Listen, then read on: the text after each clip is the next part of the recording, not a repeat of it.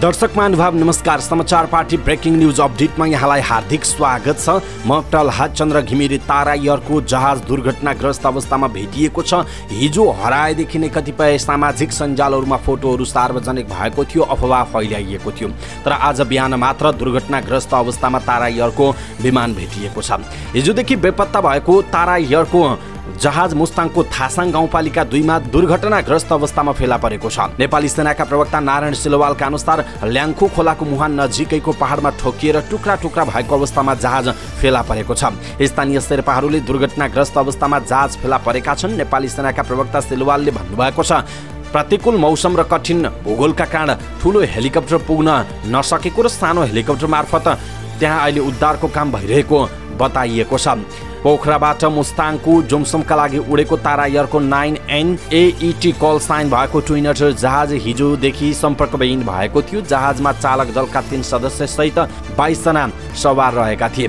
दर्शक महानुभाव, आइतबारदेखि सम्पर्कविहीन भएको तारा एयरको जहाज थासाङ गाउँपालिका 2 मा दुर्घटनाग्रस्त अवस्थामा भेटिएको जनाइएको छ र त्यहाँ रहेका शवहरू सङ्कलनको कार्य भइरहेको छ र त्यहाँ पुगेका व्यक्तिहरूले दिएको जानकारी अनुसार कोही पनि जीवित नभेटिएको भनेर जानकारी प्राप्त भएको छ। स्थानीय यार्सा गुम्बा सङ्कलक किसान मार्फत दुर्घटनाग्रस्त जहाजको तस्बिर प्राप्त भएको छ। मुस्ताङका प्रमुख जिल्ला अधिकारी नेत्र प्रसाद शर्माले भन्नुभएको छ कि हिमालको फेदीमा पहिरो गइरहेको स्थानमा आगो लागिरहेको देखेको भन्दै स्थानीयले हिजो खबर गरेका थिए, तर उद्धारमा हिजो सम्भव भएको थिएन र आज त्यही क्षेत्रमा दुर्घटनाग्रस्त जहाज किसानहरूले फेला पारेको जनाइएको छ। र दर्शक महानुभाव, तारा एयरले जहाज दुर्घटनाको जानकारी गराउँदा स्तब्ध रहेको बताएको छ। एक विज्ञप्ति जारी गरी 14,500 फिटको उचाइमा जहाज दुर्घटनाग्रस्त अवस्थामा फेला पारेको तारा एयरले जानकारी दिएको छ र जहाज दुर्घटनाको जानकारी गराउँदा स्तब्ध भएको विज्ञप्तिमा उल्लेख गरिएको छ। खास गरी यार्सा गुम्बा सङ्कलनमा गएका स्थानीयले जहाज दुर्घटना भएको अवस्थामा फेला पारेका थिए र यी तस्बिरहरू तपाईँहरूले देख्न सक्नुहुनेछ।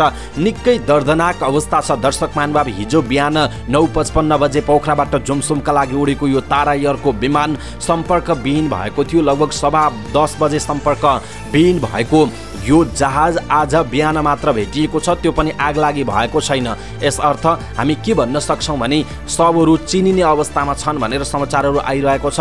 यदि उद्धार र चाँडै त्यो दुर्घटना स्थल पत्ता लगाएर चाहिँ उद्धार चाँडै गर्न सकेको भए जीवितै व्यक्तिहरू भेटिन्थे कि भन्ने आशंका पनि यहाँ गर्न सकिन्छ। किनकि त्यसलाई एउटा आधार के पनि छ भने पाइलटको फोन पनि ट्र्याक भएको थियो, फोन पनि लागेको थियो। यसको मतलब हो हिजो हामीले नै के आकलन गर्न सकेका थियौँ भने आगलागी भएको छैन र फोन कहीँ उछुटिएर गएको छ।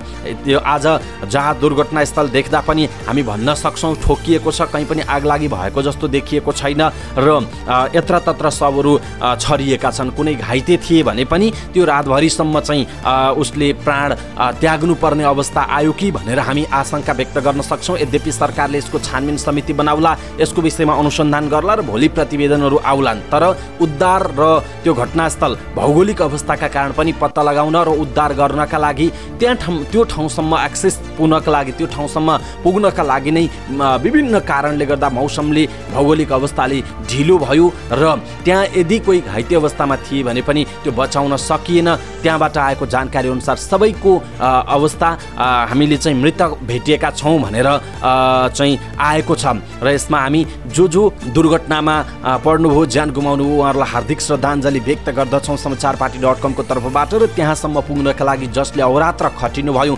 सरकारी संयन्त्र, स्थानीय बासिन्दा, प्रशासनिक निकायका प्रमुखहरू, प्रशासनिक निकायका कर्मचारीहरूलाई हामी सेल्युट व्यक्त गर्दछौँ। उहाँहरूले पुगेर यो समाचार आइरहेको छ।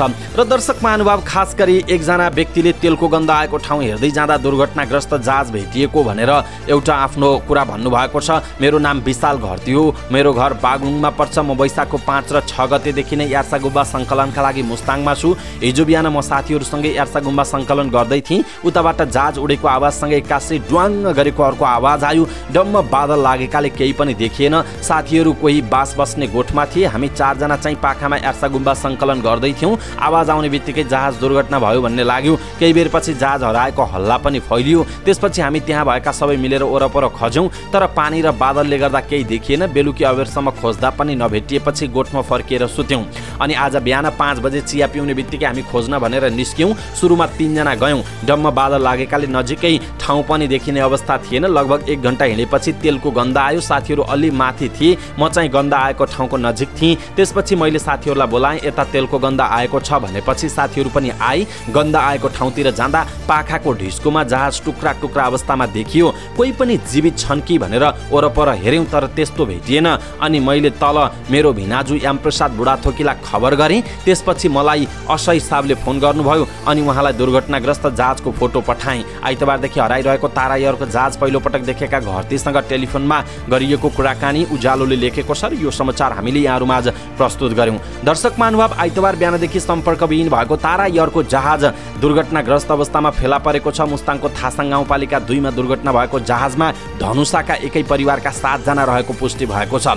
तारा एयरका अनुसार उक्त विमानमा चालक दलका 3 सदस्यसहित 22 यात्रु सवार रहेका मध्ये धनुषाको मिथिला नगरपालिका 12 लोटा गाउँका 7 जना रहेको पुष्टि भएको छ, जसमा राजन कुमार गोली, उनका बुबा इन्द्रबहादुर गोली, आमा राममाया तामाङ, काका पुरुषोत्तम गोली, काकी तुलसादेवी तामाङ, मामा मकरबहादुर तामाङ र माइजू सुकुमाया तामाङ रहेको परिवारजनले पुष्टि गरेको छ। गोले परिवार मुक्तिनाथ दर्शनका लागि विमानबाट जोमसोम जाँदै थिए। दुर्घटनाग्रस्त जहाजमा 13 नेपाली, 4 भारतीय, 2 जर्मन नागरिक र चालक दलका 3 सदस्यसहित 22 जना सवार रहेका थिए।